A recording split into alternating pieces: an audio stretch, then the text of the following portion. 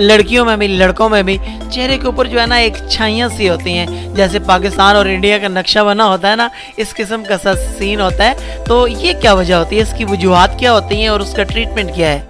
जी, हम मेडिकल में उसको स्कार कहते हैं और ये बहुत सारी वजूहात से होता है। मोस्ट कॉमन जो है वो स्कार एक्नी को जब भी आप ख़राब करते हैं हाथ वगैरह से या कोई भी क्रीम वगैरह लगाने से जब आप ख़राब करते हैं तो उसका स्कार रह जाता है। उसके अलावा बहुत सारी डिजीज़ हैं जैसे सोराइसिस वगैरह है, ये जेनेटिकली जब चल के आ रही होती हैं तो आने वाले बच्चों में ये स्कार वगैरह का ये प्रॉब्लम पाया जाता है, तो इसको ट्रीट किया जा सकता है। अच्छा, ये जो ल्यूकोडर्मा है जिसे फुलैरी भी कहते हैं, क्या ये भी काबिल इलाज है? जी बिल्कुल, ये काबिल इलाज मान लो। अच्छा, ये इसका रीज़न क्या होता है, इसकी वजह क्या होती है, किस वजह से होता है? जी मोस्टली ये देखा गया है कि ये फैमिली हिस्ट्री में रन करना।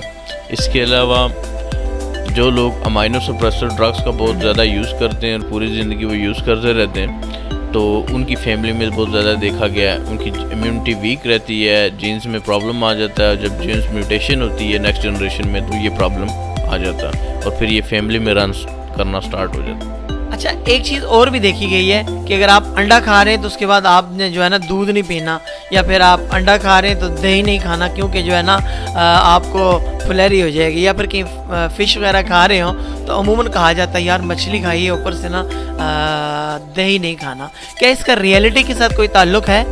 जी, इसका रियलिटी के साथ कोई ताल्लुक़ नहीं है। अच्छा, शुक्रिया। तो अच्छा, मुझे एक बात और बताइए, आपने देखा होगा अमूमन चेहरे के ऊपर, गर्दन के ऊपर एक चुई जिसको हम देसी ज़बान में कहते हैं या मोका भी कहते हैं, या फिर इंग्लिश में जिसको वाट्स कहते हैं, तो इसकी क्या वजह होती है, मेन रीज़न क्या होता है इसका? जी, वाट्स वगैरह के पीछे जो रीज़न होती है इसके पीछे एक वायरस होता है HPV के नाम से। मोस्टली जो है ये इस वजह से होते हैं। और इसके अलावा एंटीसाइकोटिक हिस्ट्री होती है पेशेंट्स में, जिन लोगों में होती है उनमें ये ज़्यादा पाए जाते हैं। अच्छा, तो इसका ट्रीटमेंट क्या है, ये ये इसका भी इलाज होता है या ऑपरेशन ये इसका इलाज होता है? जी, ऑपरेशन से तो ये स्प्रेड कर जाता है और आफ्टर 6 मंथ 1 ईयर दोबारा रीअपीयर हो जाता है। लेकिन कुछ मेडिसिन हैं उनके इस्तेमाल से ये परमानेंट ख़त्म हो सकता है, क्योंकि ये जीन्स का फॉल्ट होता है और इसको ट्रीट किया जा सकता है। अच्छा डॉक्टर साहब, ये फंगस क्या है, फंगस की काइंडली थोड़ी सी तारीफ करें।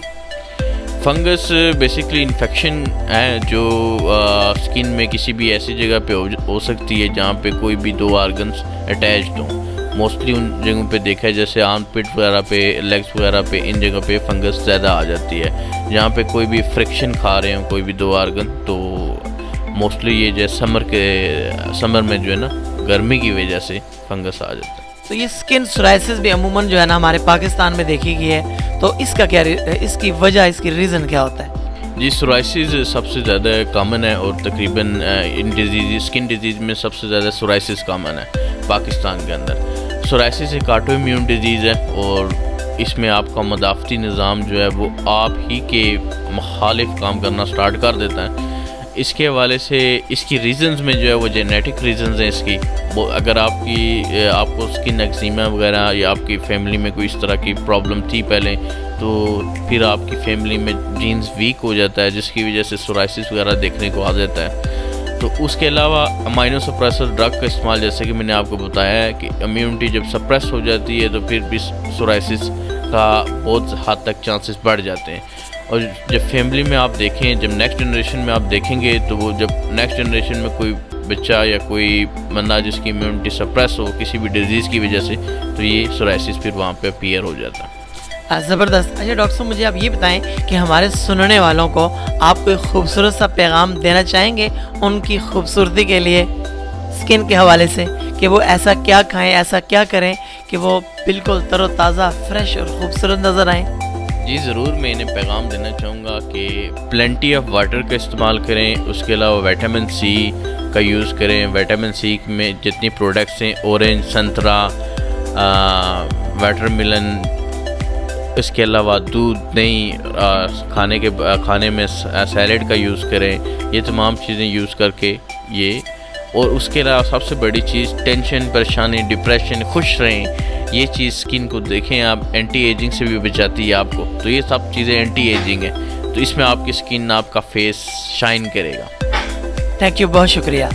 नाजरीन, ये थे डॉक्टर अब्दुल मुकीत कि जो आपको खूबसूरत रहने का मशवरा दे रहे थे और आपको ये बता रहे थे कि आप अपनी स्किन को कैसे ग्लो कर सकते हो और आप कैसे खूबसूरत नज़र आ सकते हो। नाजरीन, आपको अपनी स्किन के हवाले से अगर कोई भी प्रॉब्लम है तो हमें कमेंट कीजिए, आपका कमेंट पहुंचाएंगे हम डॉक्टर साहब के पास और इंशाल्लाह डॉक्टर साहब उसका मुदल्लल जवाब देंगे और आपको बताएंगे कि आपकी प्रॉब्लम का क्या हाल है।